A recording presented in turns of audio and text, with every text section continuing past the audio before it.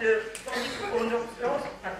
kystique, immunomécanisme et retombées biothérapeutiques, présenté par professeur Chef Catherine Bokopa. Pardon, madame. Voilà, bonjour. Donc, je tiens tout d'abord à remercier les organisateurs pour leur invitation. Je voudrais également remercier les autorités de cette université et qui ont bien voulu donc, nous inviter. Je suis toujours très contente et heureuse de revenir à Constantine parce que j'éprouve de l'affection pour cette université et j'éprouve également du respect. J'y ai passé 5 ans de ma vie, ça ne me rajeunit pas, de 1974 à 1979. Donc, le corps de ma conférence porte essentiellement sur la théorie hygiéniste. Une théorie qui a eu des controverses, mais on va voir maintenant à travers quelques résultats que la tendance va être en faveur de cette théorie. Alors, oui, je vais parler du système NOS 2. Je dis bien NOS 2 parce que l'interaction, elle est directe. Elle est directe, d'autant plus que la NOS 2, c'est la NOS inductible et qu'elle est régulée par les cytokines. Down-régulée et up-régulée par les cytokines. Elle est inductible, elle n'est pas constitutive, à l'opposé des NOS constitutives, la NOS 1 neuronale et la NOS 3 endothéliale qui sont, elles, constitutives. Voilà, et les retombées, bien sûr, vous allez voir et vous allez comprendre, j'espère, que ce que je vais présenter n'est pas disparate. D'abord, je commencerai par présenter les projets de l'équipe que j'ai fondée, l'équipe cytokine et hémosynthèse. Donc, les projets ont été réalisés en collaboration étroite avec les services des CHU nationaux. Les thématiques donc développées s'articulent autour d'une vision de recherche fondamentale avec une approche de recherche active. C'est pour encore une fois insister sur l'importance de la recherche fondamentale dans les applications des résultats obtenus. Alors, quelles sont les thématiques? D'abord, la première thématique, elle est purement fondamentale et elle cible donc les mécanismes immunitaires qui sont impliqués dans les dérégulations des voies immunitaires mises en jeu dans les pathogénèses et les formes de progression de certaines pathologies qui sont fréquentes et même émergentes en Algérie. Le deuxième point, c'est établir, un peu plus appliqué, c'est établir donc des modèles expérimentaux pour valider quelques résultats, tels que l'échinococcus kystique, l'uveitis auto-immune, la colite inflammatoire, l'Alzheimer-like, c'est ce qu'on a fait, l'APR. Bien sûr, c'est pour effectivement aller dans la recherche de biomarqueurs de pronostic, de suivi de patients, parce qu'on travaille en étroite collaboration avec les services de clinique, et évidemment pour mettre au point des stratégies thérapeutiques selon les résultats qu'on a obtenus.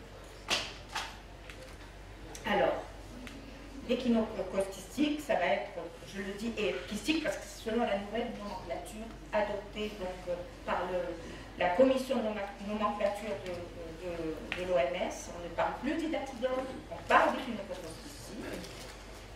Les pathologies inflammatoires qui nous ont intéressés, maladie inflammatoire chronique, la maladie de Bessel, le syndrome de Bougereau, la polyarthrite dont j'ai parlé tout à l'heure, et bien sûr l'Alzheimer.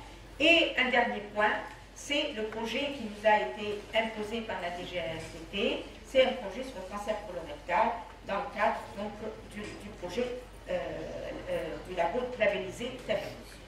Alors, c'est quoi l'échinococcus kystique? L'échinococcus kystique ou hydatidiose, c'est une parasiteuse, vous devez tous connaître. Ça, c'est l'hydatidiose kystique. Elle est transmise à l'homme par le stade larvaire d'un cystode, Echinococcus granulosus. C'est une maladie qui est cosmopolite et elle devient cosmopolite de plus en plus et qui sévit de façon endémique dans de nombreux pays maintenant, en Chine par exemple, et en particulier au niveau du bassin méditerranéen. C'est le cas de l'Algérie où c'est constitue un problème de santé publique, où c'est une maladie à déclaration obligatoire. Alors, elle évolue, comment elle évolue? Elle évolue lentement, mais elle est surtout due à l'ingestion de déjections, des œufs qui se retrouvent dans les déjections de chiens. Et l'homme, il se contamine de manière accidentelle, et elle évolue lentement, de manière silencieuse, jusqu'à la formation de l'idatide. Et c'est ça l'idatide, et j'insiste sur la structure de l'idatide parce que c'est ce qui va nous permettre un petit peu de comprendre la poursuite de notre démarche expérimentale et scientifique. Alors l'idatide, elle est composée de couches, la couche lamellaire, la membrane germinale, mais surtout à l'intérieur du liquide idatique, des vésicules fines, des protoscolex qui se retrouvent. Et donc, ce qui nous intéresse, ce qui va nous intéresser justement dans la théorie hygiéniste, c'est bien la membrane lamellaire, parce qu'elle constitue l'interface entre le parasite et l'hôte. Alors, comme je l'ai dit, elle est caractérisée par un rapport complexe, une adaptation durable, sans trop de symptômes, entre l'hôte et le parasite. Et sur le plan immunitaire, c'est surtout cette coexistence des voies, des sous-populations effectrices, c'est des cas des voies TH1, TH2, TH17 et Treg, en concomitance avec les voies ou la polarisation M1 et M2. Alors TH1, TH2, TH17 Treg, et c'est le ratio qui va nous déterminer par la suite le pronostic évolutif de la pathologie. Le ratio soit TH1 Treg, soit TH1 TH2, soit TH17 Treg. Et bien sûr, en relation étroite avec la polarisation M1 et M2. Alors, quelles sont les thérapies qui sont actuellement utilisées? La chirurgie reste le traitement de choix, bien que bon, d'autres chimiothérapies, des chimiothérapies qui sont utilisées. Alors, à l'heure actuelle, l'Algérie a autorisé l'utilisation de l'albendazole, notamment pour les formes récidivantes, et ça donne. C'était l'information que j'avais eue lors d'une réunion à l'INSP. Et bien sûr, le corps de notre réflexion est comment aller dans le sens de la théorie hygiéniste. C'est quoi la théorie hygiéniste? La théorie hygiéniste, c'est selon laquelle une réduction de l'exposition dans l'enfance aux infections, aux composants microbiens et parasitaires dans les pays industrialisés induirait donc une diminution de la maturation du système immunitaire avec une augmentation de la prévalence des maladies telles que les maladies inflammatoires chroniques, les cancers, les maladies auto-immunes et les maladies allergiques. Alors, celui qui a initié au début cette théorie, c'est dans les années 80, c'est Graham Rook, qui est professeur à l'UCL, donc à Londres, et qui rapporte que l'exposition aux agents pathogènes au début de la vie est essentielle pour l'éducation des systèmes immunitaires et métaboliques. La deuxième vision, c'est celle qui m'a le plus emballée. J'ai eu l'occasion de discuter avec professeur Jean-François Bach, et j'ai eu le privilège aussi de suivre son DEA en immunologie approfondie dans les années 90. Monsieur Jean-François Bach, que vous devez connaître, il a écrit des ouvrages, mais il a été surtout secrétaire perpétuel de l'Académie des sciences françaises de 2007 à 2016. Alors, qu'est-ce qu'il dit? Il dit qu'en réduisant la sollicitation du système immunitaire par les agents infectieux, il y a amélioration des conditions d'hygiène et que ces conditions, peut-être, je parle bien aux conditionnelles, peut-être que ces conditions, elles favoriseraient la survenue des maladies qu'il appelle dysimmunitaires, donc dysfonctionnement immunitaire.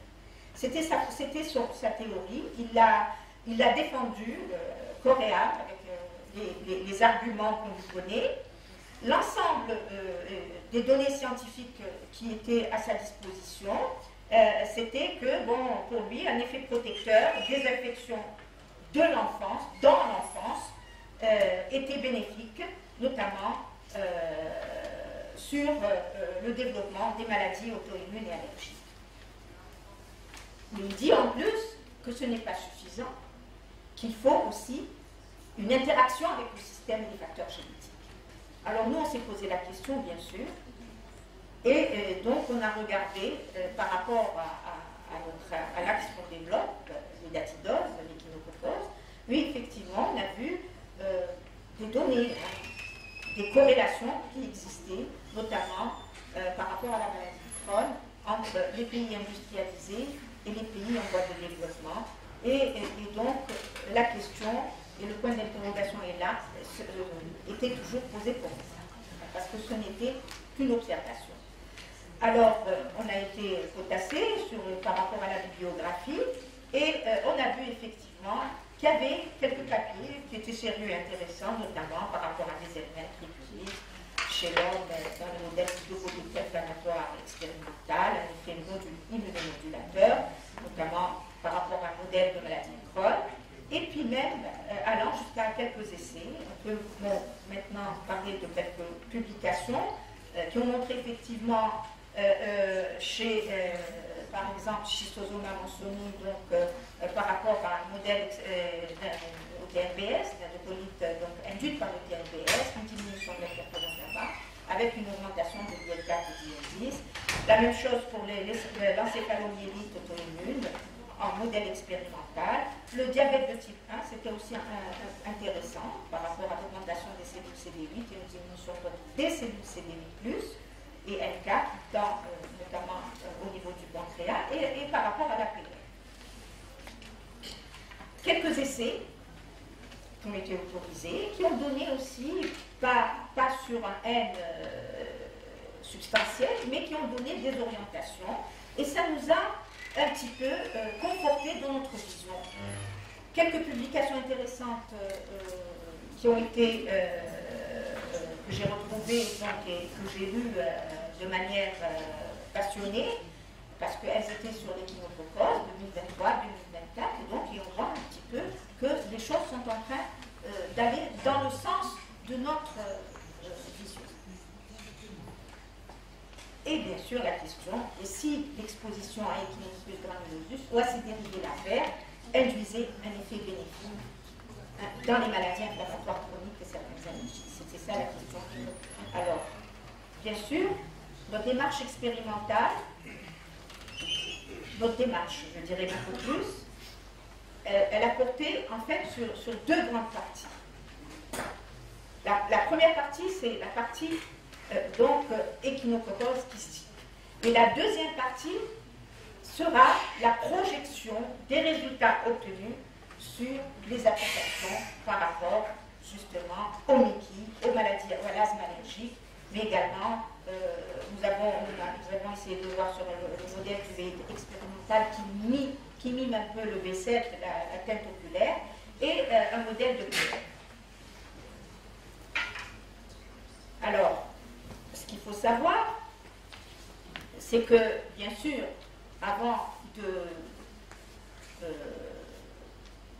prendre en considération nos résultats, il faut les conforter avec les autres travaux. Et donc, effectivement, pour les datidoses, on n'est pas les seuls. On a été peut-être les premiers, mais on a été, donc, beaucoup de résultats convergent vers ce qu'on a trouvé, et ça nous conforte encore plus. Le profil TH2 est non bénéfique pour l'homme, le profil TH1 est bénéfique. Oui, j'avais dit au début que le système NOS2 est inductif, il n'est pas constitutif. Donc il faut identifier les agents inducteurs. Quels seraient les agents inducteurs?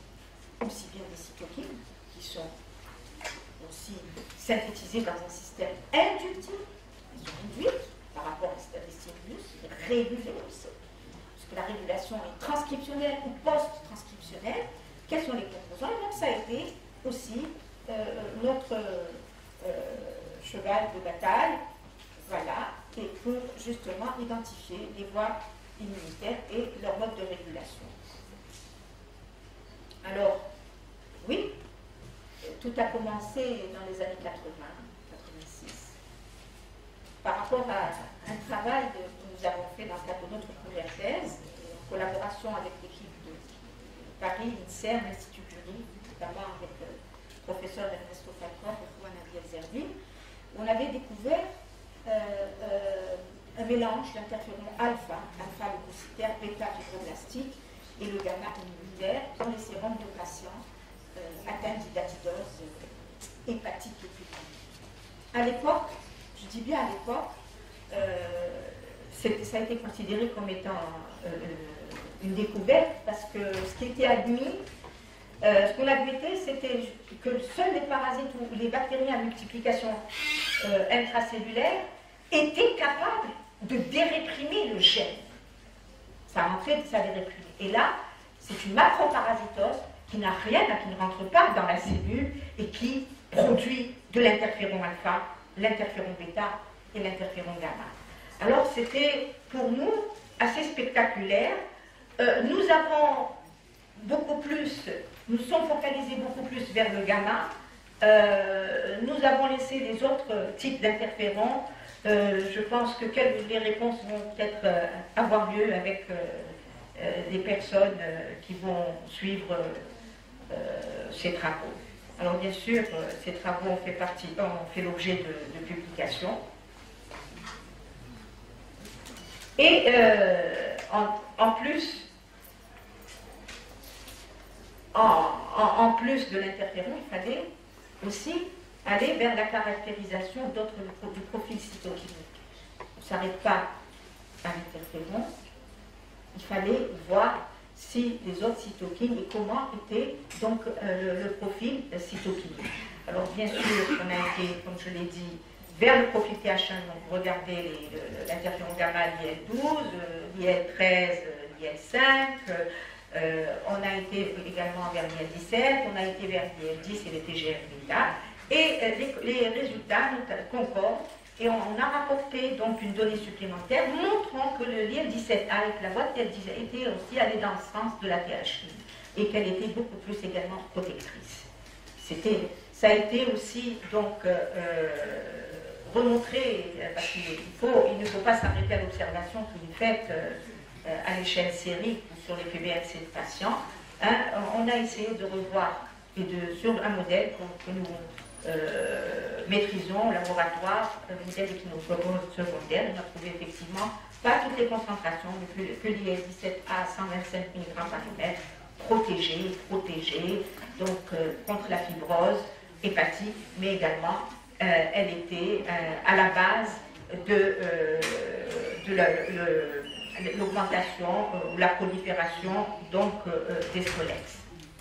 Oui, la noce était également la noce corrélée à l'interféron gamma et elle a été retrouvée aux alentours donc, du kyste, notamment au niveau donc, des hépatocytes et elle corrélait à la production d'interféron gamma chez les malades. Oui, alors ceci étant, ce sont des observations, mais il faut aller dans l'intérieur de la cellule. Oui, donc il fallait voir effectivement par rapport à l'interféron gamma, par rapport au TNF-alpha, comparer aussi bien les PBMC de patients qui évoluent normalement et ceux qui récidivent, si la voie NF-kappa B était sollicitée notamment, et ça conforte encore une fois par rapport aussi au caractère évolutif de la pathologie, parce qu'on a travaillé avant chirurgie chez les patients et après chirurgie. Après extirpation du kyste, effectivement. Alors, oui, comme je l'ai dit auparavant, oui, PBMC, les facteurs de transcription sollicités pour chaque voie, il fallait le montrer aussi. Oui, on est là. Donc, bien sûr, on l'a montré par immunofluorescence, immunocytoluminescence. On l'a montré sur les PBMC et sur les monocytes, notamment pour les cytokines qui sont dans la cellule source principale et le système monocyte macrophage, ex vivo. Et ça a corrélé, effectivement, et ça a conforté notre vision. Oui, l'interféron gamma et le NO suit l'interféron gamma.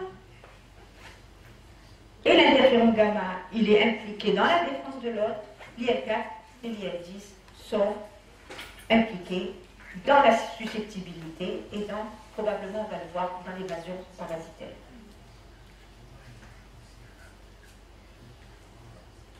Alors pour cela, il fallait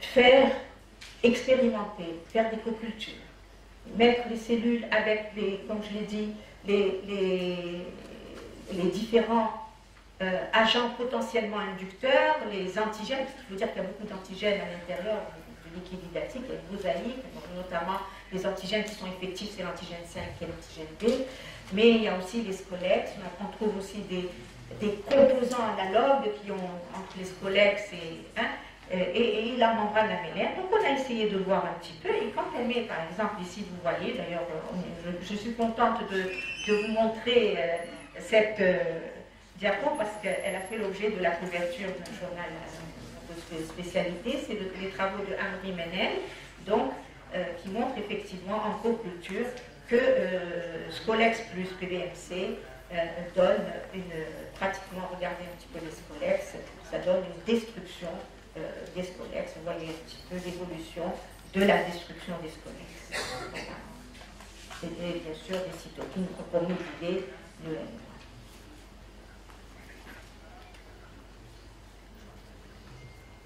Oui. N1 et N2, comme je l'ai dit, annoncé au préalable, il fallait également le montrer.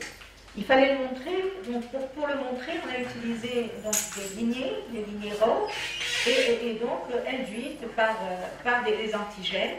Et on a vu effectivement que la noce allait dans le sens beaucoup plus de la protection, et que l'arginase, le N2, beaucoup plus dans la susceptibilité. Voilà, donc on a fait, ça a été un cocktail d'expérimentation, beaucoup plus biochimique, et on a regardé un petit peu toute cette balance, et on a corrélé avec les cytokines qui régulent aussi les voies 1, 2. Hein, donc c'était, voilà. Ce qui est sûr, c'est qu'il y a un effet probablement antidatif et qu'il y a un effet d'échappement. Et cet échappement est lié à la voie TH2 et la voie N2. Voilà, donc ça c'est pour vous montrer qu'on a identifié donc un petit peu les protéines, les antigènes par bloc, et on a trouvé effectivement la F5, l'antigène 5, la P50, voilà, et on a essayé donc de voir un peu l'évolution de la production du NO et de l'expression de la NOS2. Voilà. Ceci étant, comme je l'ai dit au préalable, fallait donc, est-ce que vraiment on va répondre à la théorie hygiéniste? Alors qu'est-ce qu'on a fait ici? Tout simplement, c'était le travail d'une thèse de Madame Khelifi sur un modèle DSS, colite inflammatoire. On a développé le modèle d'échinococose, et on a regardé des paramètres, et on a vu un petit peu. Bon, on a vu effectivement que le NO diminuait, plutôt le NO augmentait, et le TNF également. Là, on a été vers la membrane lamellaire. La membrane lamellaire, comme je vous l'avais dit, c'est la membrane qui fait l'interface entre l'hôte et le parasite. Voilà, ça c'est Lila Khelifi. Donc son travail sur Balbeucé et colite, je reviens à ce que j'ai dit. Donc regardez un petit peu. Donc on voit, quand on fait les deux modèles, donc on a le modèle échinococose qui prend le dessus, et donc il protège, regardez un petit peu, les coupes, l'histologie de la muqueuse intestinale, où on voit une régression des lésions. Voilà. Production systémique, donc vous avez le NO qui diminue et le TNF qui diminue, la même chose.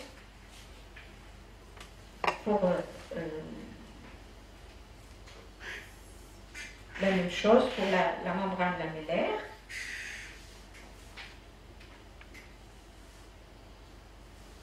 Alors, la membrane lamellaire, on voulait aller, c'était la même chose, voir si on avait pratiquement les mêmes effets que les effets observés avec le parasite entier.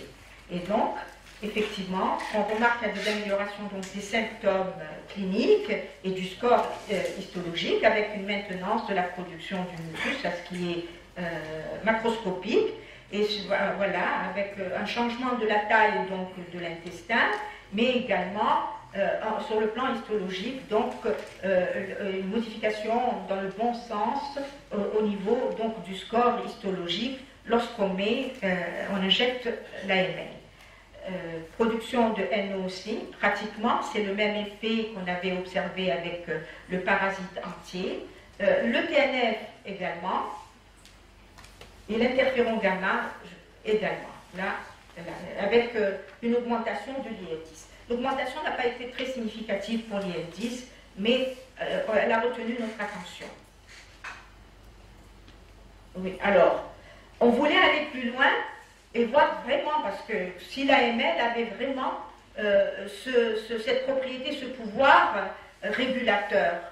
Alors, dans le cadre d'un travail de collaboration et d'un doctorat d'État, d'un doctorat plutôt type LMD, réalisé par Sarah Benazouz, en collaboration avec un laboratoire de Berne, de l'OMS, dirigé par Bruno Gatschstein. Elle a travaillé donc sur des splénocytes et elle a